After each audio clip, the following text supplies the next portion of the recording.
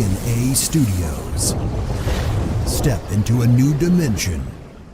Hello guys, welcome back to DNA Studios or another DNA Studios episode. So today I have some really cool stuff to talk about today, and you guys are gonna like this because it is so.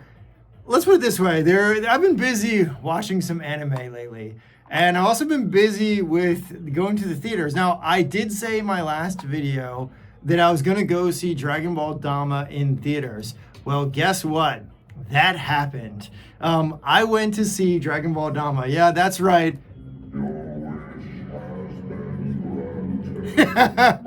Your wish has been granted. I did go to see Dragon Ball Daima, and I have some thoughts. I have some things to tell you guys. I also was pretty impressed with the animation quality. I will say that the story and the world building, yeah, there's some really cool stuff to get into. But there are some other announcements too about Dragon Ball Daima and about Dragon Ball just in general. I was blown away by the amount, and also so many people came out from the theaters that were like pretty satisfied, but also like pretty amazed by Toriyama's last work. And I have to say, the story building and the world and the way that they went about things was really awesome. We also do get an explanation into how the two Kais that were fused together, Old Kai and Kibito, get separated, which is really awesome. I won't spoil that. You'll have to watch Daima if you want to know that. I'm not going to spoil that. But there, like I said, there is some other news, and I have been watching some anime lately. So let me get into this real quick. So the first piece of news, which I did want to that I saw come up on Instagram, and thank you to whoever posted this on Instagram. Really awesome. I didn't even know that.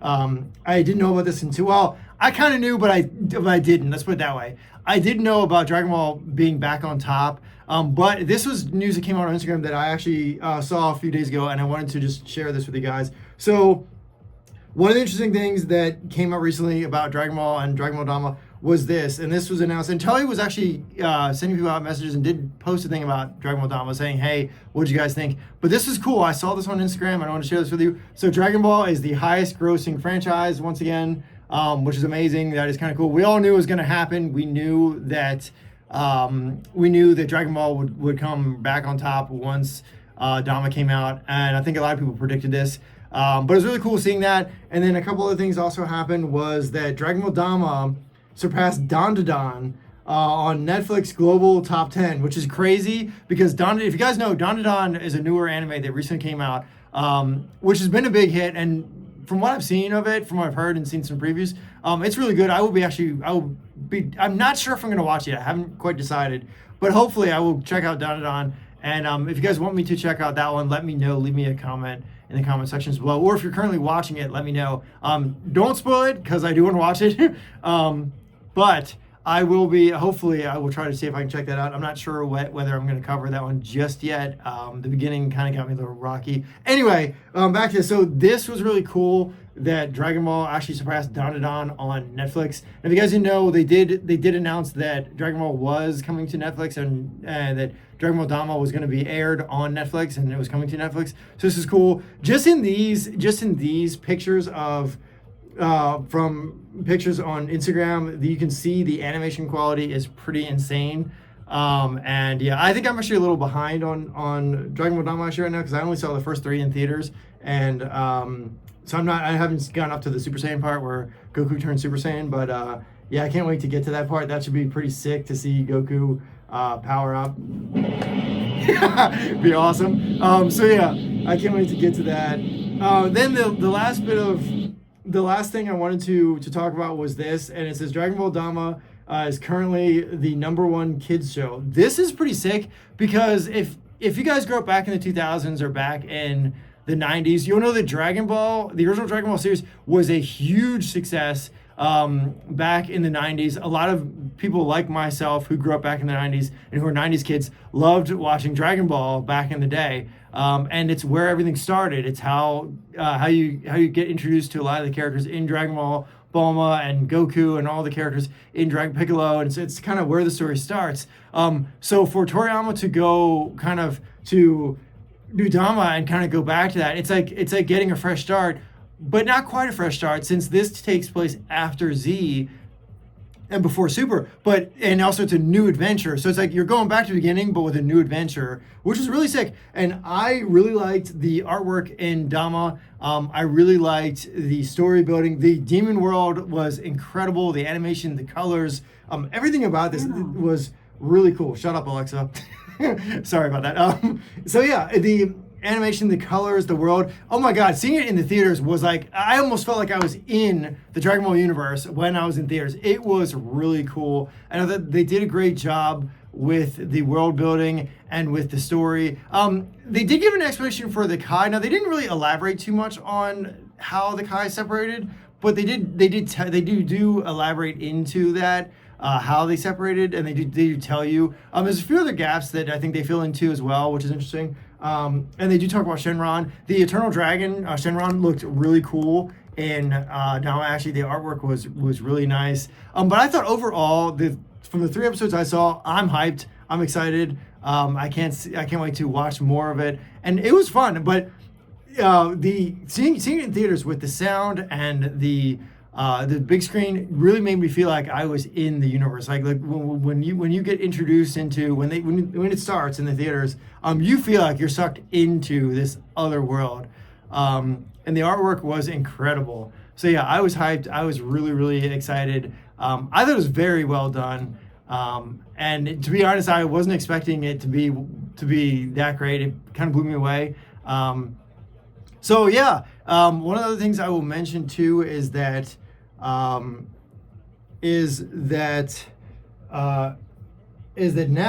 going forward, I am waiting for Dragon Ball Super, because they did say that Super was going to come back at some point. I don't know what the release date is for that just yet. They haven't done anything else. But yeah, it was cool. I didn't just see Dragon Ball Daima once. I actually went twice. The reason for that was to go back and just watch it again to pick out little things. So one of the other things that I actually forgot to mention was that this series did have an announcer. Now, I know some people are gonna be like, "Hey, where was the dude who was like last time on Dragon Ball Z?" Well, if you remember, one of the narrators did pass away sadly recently, which is very sad. We still have Kyle Hebert, who was one of the other people who did the announcers for Dragon Ball Z. However, I don't know if he's gonna. I didn't hear anything about him being in this one, so I don't think he was in this time. Was in Daima this time as the announcer. But someone did do whoever the actor was who did the announcements for Daima did a really good job. I thought it was great. And I wasn't expecting to have an announcer. And actually, you know what? That reminds me. I will tell you guys a story that when Resurrection F premiered, and when Battle of Gods was in theaters, I went to see those in theaters, and in some of those theaters I was sitting in the back there, and actually did a couple times in the theaters. I was like, last time on Dragon Ball Z, just sitting there. So yeah, some of you guys might know that because some of you guys could have been in theaters when that happened. So yeah, that was cool. I didn't do it this time because, like I said, there was an announcer for Dragon Ball this time. And yes, Kyle Hebert, the voice actor for Gohan, knows that I do that. Knows that I imitate the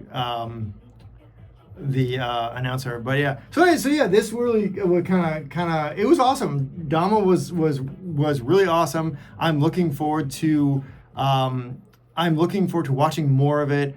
And stuff like that. I'm also watching another series now, which I'm not going to give away just yet. I will tell you what I'm watching. You'll have to wait till the next episode. But I do have one other thing I want to talk about that I want to touch on for a little bit, is that I started watching another series that you guys probably most of you have probably heard of the show, or you've already seen it, called Mashal, or MASH. And well, actually, the main character's name is Mash, but Mashal is the name of the series. So the series is about magic and muscle, which of course, for any of you guys who are familiar with the character, for anyone who's familiar with the show and the character, you will know that the character cannot use magic. He's terrible at magic, but he also is like really crazy strong, and like it's almost like, okay, so. To me, at least from watching this show, I got the One Punch Man vibes because, like, so I love the way they present this series. I love the main character, the comedy, and there's some really cool comedy in Mashal, and just the character is just pretty cool. The fact that he's always eating always eating cream puffs is also pretty funny. But for me, I got that One Punch Man vibe where like even if the other characters can use magic, he just like he makes it seem like nothing. He sits there and he'll deflect the magic, or he will punch so hard that it'll just like go, break through the magic spell, or like he's just ridiculous. There's a scene in the beginning of the show where he takes a magic wand and he throws it like a ninja star at the person attacking him, and breaks their magic barrier and like sticks in the wall like a kunai, right? It stabs into a brick wall, which is crazy.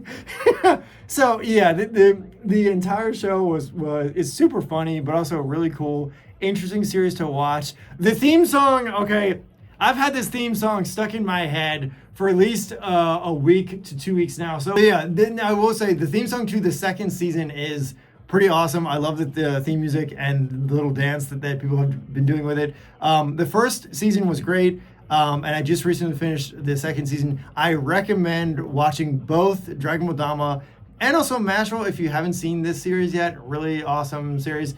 Okay, so I will say this. From this theme song, you've most likely heard this all over Instagram and all over the place. The show is pretty popular, and the series is really pretty cool. The only thing I will say is that I think that the ending to the second season leaves you on a cliffhanger, because yes, stuff does happen to the main character, to Mashal, and yeah, he's pretty incredible and pretty amazing. But I feel like they leave you on a cliffhanger because the one thing that the goal that he wants to achieve, he kind of gets there, but kind of not. He proves to the school that he is, that he is powerful and that he can do what he says he can do. But they also kind of leave you on a cliffhanger because they say like, hey, there's still, you're not done yet.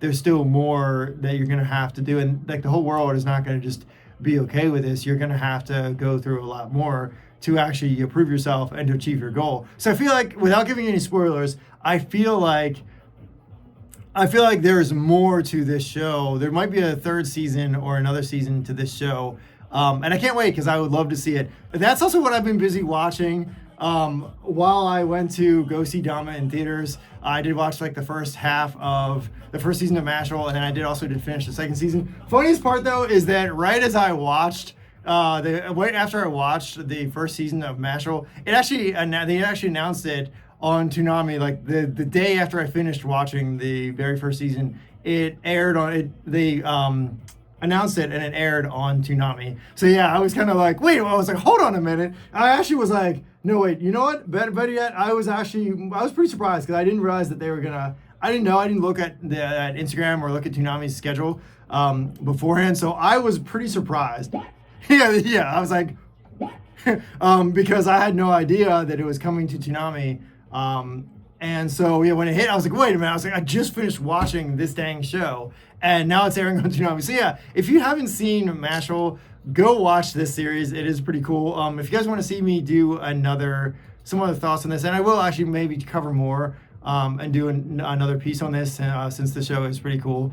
And the second season is really good. Also, that theme song I keep hearing even today all over Instagram. One of the coolest theme songs, also one of the most catchy theme songs for a show. Also, the music to Dragon Ball Daima is actually not bad. So if you guys haven't listened to any of the music from Dragon Ball Daima, I recommend it, as a lot of the Dragon Ball music is really good, as well as some of the background music, even if it doesn't have any words, the music is really good actually. So yeah, Dragon Ball Daima was amazing. I am looking forward to more. Also, Mashal, if you haven't watched Mashal, go watch that. That is so sick. I love it.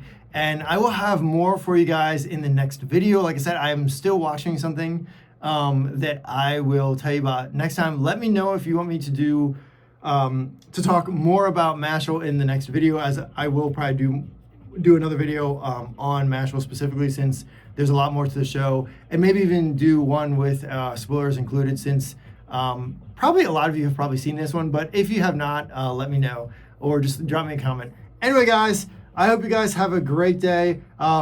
if you didn't get a chance to catch Dragon Ball Daima, it was only in theaters for 10th, 11th, and 12th of this month of November. So it was 10th, 11th, and 12th. If you missed it, don't worry about it. You probably can watch. Most likely you'll be able to watch it on Netflix, which it actually is on Netflix. So if you don't have Netflix, go sign up for Netflix. You can find Dragon Ball Daima on Netflix, or you can watch it on Crunchyroll, which you can stream it on Crunchyroll's website. Please do, if you're going to watch anime, make sure you are using Crunchyroll or Netflix or something legitimate, because you're supporting the artists and creators.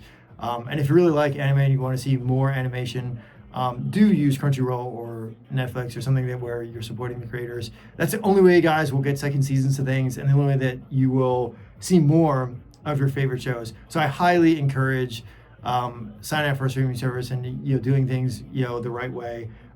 Don't pirate your anime, because you won't see second seasons, and that does not support the creators. If you love your creators and you care about the show, you will pay for a streaming service. Anyway, guys, that's all I'm going to say about that. I hope you guys have a great day, and I will see you guys in the next video. And as Shenron would say,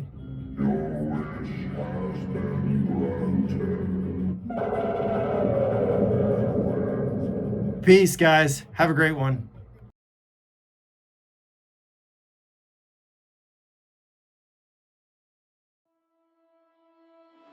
Hi there. Please subscribe or follow DNA Anime Blog and DNA Studios on all of their social media platforms. Okay, bye!